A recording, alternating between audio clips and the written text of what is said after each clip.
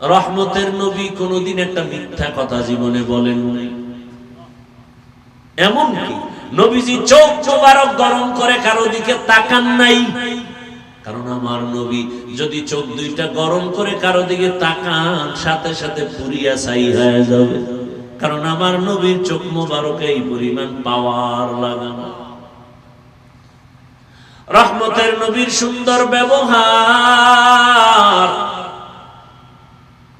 কাফের গুলো সব আমার নবীর কাছে এসে মাথা নত করেছে।